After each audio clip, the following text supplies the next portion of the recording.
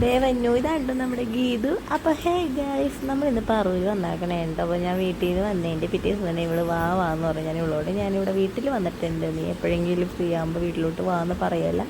അപ്പം തന്നെ അവളുടെ ഓഫീസിലോട്ട് വാന്ന് പറഞ്ഞ് വിളിച്ച് കഴിഞ്ഞിട്ടുണ്ടോ. നമ്മൾ 2 മണി 3 മണിയായപ്പോൾ തന്നെ അവളുടെ ഓഫീസിലോട്ട് പോയി പ്രത്യേകിച്ച്. കാരണം എന്താണെന്ന് വെച്ചിട്ടുണ്ടെങ്കിൽ അവളുടെ ഓഫീസിൽ അങ്ങനെ ആരില്ല, അവൾ മാത്രമേ ഉള്ളൂ. അപ്പോൾ വെറുതെ ഇരിക്കല്ലേ, ബോറടിക്കല്ലേ, കൊച്ചു വർത്താനങ്ങളൊക്കെ പറഞ്ഞിരിക്കാമെന്ന് പറഞ്ഞ് വിളിച്ചു.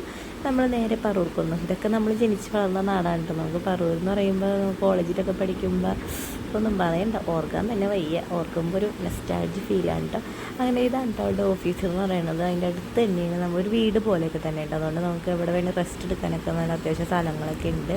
അങ്ങനെ നമ്മൾ അവിടെ എത്തിയപ്പോൾ തന്നെ പാറുവിൻ്റെ ഡ്രസ്സൊക്കെ ഊരിയായിരുന്നു. അവളുടെ ഡ്യൂട്ടിയിലോട്ട് കടന്നായിരുന്നു കേട്ടോ. പിന്നെ കുറച്ച് കൊച്ചു വർത്തമാനങ്ങളൊക്കെ ഞങ്ങൾ പറഞ്ഞിരുന്നു.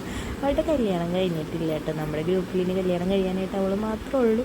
അവളിപ്പോൾ കഴിക്കണില്ല എന്നാണ് പറയുന്നത്. പിന്നെ ഞങ്ങൾ റീൽ എടുക്കാൻ വേണ്ടി സോങ് ഇട്ട് കുറച്ച് പ്രാക്ടീസൊക്കെ ചെയ്തായിരുന്നു കേട്ടോ റീലില്ല. പിന്നെ ഒരു 5 മണിയൊക്കെ ആയപ്പോഴേക്കും നമ്മൾ അവിടെ നിന്ന് ഇറങ്ങി പുട്ടും ബീഫും കഴിച്ചു. പിന്നെ നേരെ വീട്ടിലോട്ട് പോകാനായിട്ട് ഇറങ്ങി. പാറുവിൻ്റെ ഐസ്ക്രീമാണ് കേട്ടോ വാങ്ങിച്ചു കൊടുത്താൽ. അങ്ങനെ ആൾ നല്ല ബസ്സിക്കറിയിട്ട് അത്യാവശ്യം വാശിക്കുന്നുണ്ട്. പിന്നെ വീട്ടിലോട്ട് പോയി. ഇത്രയുള്ള വീഡിയോ.